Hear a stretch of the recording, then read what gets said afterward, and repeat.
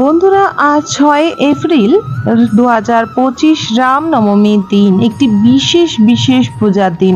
এই দিন যদি আপনারা আপনাদের সাংসারিক জীবনে এই 6টি নিয়ম বা উপায় করতে পারেন, তাহলে শ্রী রাম ও হনুমানজির কৃপায় আপনাদের ঘর থেকে সর্ববাধা নেগেটিভিটি দূর হবে। সাথে জীবনে চলার পথে যত রকম বাধা রয়েছে উন্নতির পথে, সেইগুলি দূর হবে।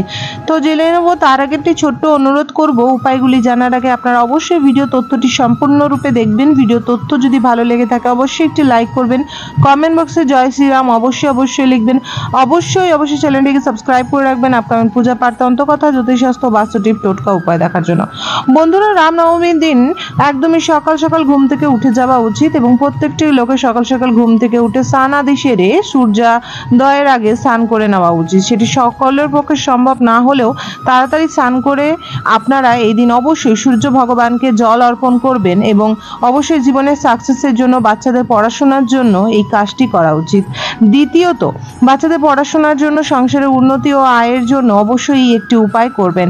সেই উপায়টি হলো, আপনাকে নিয়ে নিতে হবে কিছু কর্পূর এবং সাথে নিতে হবে হলুদ রঙের সর্ষে এবং তারপরে নিতে হবে আপনাদের 9টি বিশেষ করে তেজপাতা, যেটি একদম ভালো ও সুন্দর তেজপাতা হবে। একটি করে আপনারা জ্বালাবেন শ্রী রামজির সামনে। আপনাদের ঘরে যদি রামজি না থেকে থাকে তাহলে অবশ্যই আপনারা কিন্তু এই কার্যটি করতে পারেন শ্রীকৃষ্ণ বা নারায়ণের সামনে। যেই রাম সেই নারায়ণ, যেই শ্রীকৃষ্ণ সেই রাম, তার সামনে এই ক্রিয়াটি করবেন এবং তারপরে এই ধোঁয়াটি সারা গৃহে দেখাবেন।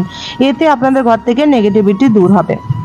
তৃতীয়ত বন্ধুরা, যেহেতু রামনবমী পড়েছে রবিবার দিন তুলসী পত্র ছিঁড়তে নেই, তুলসী গাছকে হাত দিতে নেই, তুলসীকে সেবা আরাধনা করতে নেই, কিন্তু তুলসীর সামনে অবশ্যই একটি ঘিয়ের প্রদীপ শ্রীরামের নামে অবশ্যই অর্পণ করবেন। তার সামনে একটি লাল ফুল অবশ্যই নিবেদন করবেন। অবশ্যই চতুর্থ এই উপায়টি আপনাদের বাচ্চাদের পড়াশোনার জন্য, মন ভালো রাখার জন্য, ঘরে থেকে নেগেটিভিটি দূর করার জন্য, রোগ ব্যাধি নাশ করার জন্য আপনাকে রামনবমীর দিন অবশ্যই ঘরে কিনে নিয়ে আসতে হবে এই দুটো জিনিস। একটি হলো জোড়া দুটোই টিয়া পাখির ছবি এবং দ্বিতীয়টি হলো আপনাকে নিয়ে আসতে হবে ময়ূরের পালক 9টি 3টি। নিয়ে এসে যদি সদর দরজায় ময়ূরের পালক ঝুলিয়ে দেন এবং টিয়া পাখির যে জোড়া ছবিটি বাচ্চারা যেখানে পড়তে বসে সেইটি উত্তর দেয়ালে টাঙিয়ে দিলে এটি কিন্তু পড়াশোনার দিকে খুবই মনোযোগ বাড়ায়। পঞ্চমত, বিশেষ করে আপনাকে সূর্য ভগবানের পূজা অবশ্যই করতে হবে, যেহেতু রামজি কিন্তু সূর্য ভগবানের বিশেষ বলা হয় রাজ্য বা তার সন্তানের স্বরূপ। তাই অবশ্যই আপনাকে শ্রী রাম ভক্তর হলে বা রাম পূজা করার আগে আপনাকে কিন্তু হনুমানজির পূজা করতে হবে। তার জন্য আপনাকে সর্বপ্রথম তামার ঘট নিতে হবে এবং তার মধ্যে জল, লাল ফুল এবং লাল চন্দন মিশ্রিত করে একটু কালো তিল দিয়ে আপনারা সূর্যদেবকে ওম সূর্য দেবতায় নমো নমঃ মন্ত্রটি জপ করে 3বার জল অর্পণ করে দেবেন। বন্ধুরা, সর্বপ্রথম রামচন্দ্র পূজার বিশেষ পদ্ধতি হলো, এই দিন রামায়ণের বিশেষ করে বর্ণিত রামের জন্মর পাঠ, বিশেষ করে এই সুফলের দিনে আপনাকে বিশেষভাবে কিছু জিনিস অবশ্যই দরকার। পঞ্চ অমৃত সহ আপনারা ভোগ নিবেদন করবেন। তাদের স্নান আদি করিয়ে হলুদ রঙের মালা পরিয়ে আপনারা লাল ও হলুদ রঙের ফুল দিয়ে সেবা দিয়ে হলুদ রঙের মিষ্টান্ন দিয়ে ঘিয়ের প্রদীপ অবশ্যই প্রজ্বলিত করবেন। বলা হয় সন্ধ্যে ও সকাল আপনারা এই দিন শ্রীরামের সামনে যদি ঘিয়ের প্রদীপ প্রজ্বলিত করেন, এতে জীবনে দুর্ভাগ্য দূর হয় এবং জীবনে সফলতা আসে। সাথে যদি আপনাদের ঘরে রামজির ছবি বা ফটো না থাকে, আপনারা নারায়ণজির সেবা আরাধনা এই দিন অবশ্যই করবেন। শ্রী রাম যেই নারায়ণই তাই, যদি নারায়ণ ভগবান না থাকে, শ্রীকৃষ্ণ যদি থাকে, তাহলে শ্রীকৃষ্ণকেও এই দিন সেই সেবা আরাধনা করতে পারবেন। এবং অবশ্যই আপনারা কিছু হলুদ রঙের মিষ্টান্ন অবশ্যই অর্পণ করবেন শ্রীরামজির অতি প্রিয় মা সীতার অবশ্যই পছন্দের একটি ফল অবশ্যই অর্পণ করবেন, যেটি হলো সীতাফল বা বিশেষ করে বলে আমরা আতা ফল, সেটি অবশ্যই অর্পণ করবেন। ফুলের মধ্যে লাল জবা, জুই এগুলি অবশ্যই অর্পণ করবেন। এবং যদি হনুমানজি আপনার ঘরে থেকে থাকে বা রামের ছবির সাথে থেকে থাকে, হনুমানজির জন্য অবশ্যই আপনারা আলাদা একটি পাত্রে কিন্তু লাড্ডু অমৃত অবশ্যই দেবেন, কলা ভোগ অবশ্যই নিবেদন করবেন। মনে রাখবেন হনুমানজির সেবাও এই দিন অবশ্যই করতে হবে রামজির সাথে। এবং অবশ্যই যদি এই দিন আপনারা একটি পান পাতা বা অশ্বত্থ পাতার মধ্যে জয় শ্রী রাম লিখে মুখে হনুমানজিকে নিবেদন করতে পারেন লাল ফুল সহকারে, এতে আপনার জীবনে অনেক অনেক উন্নতি চলে আসে।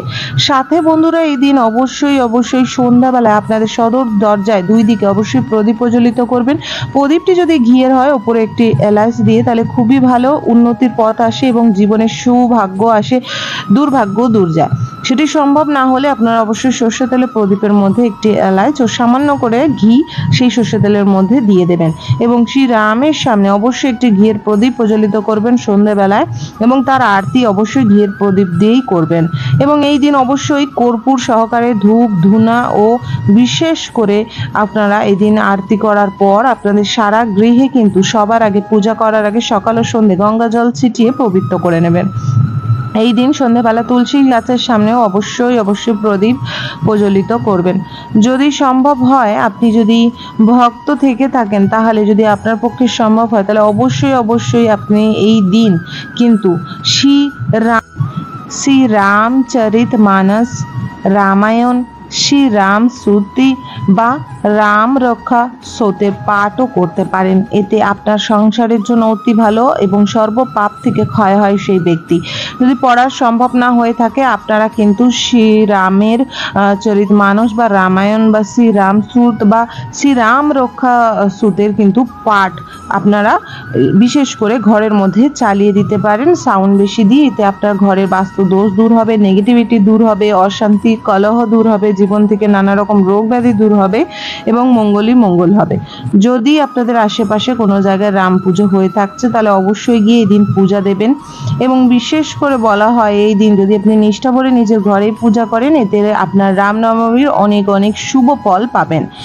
ভগবান রামের আপনাদের বিশেষ বিশেষ করে জয়ের পথে বা উন্নতির পথে ঠেলে নিয়ে যায় এবং দুর্ভাগ্য দূর করে। সাথে নেগেটিভিটি আপনার শরীরে বাসা বাঁধতে দেয় না। হনুমানজির অশেষ কৃপা থাকে সেই ব্যক্তির উপর যে রামজির পূজা আরাধনা করে।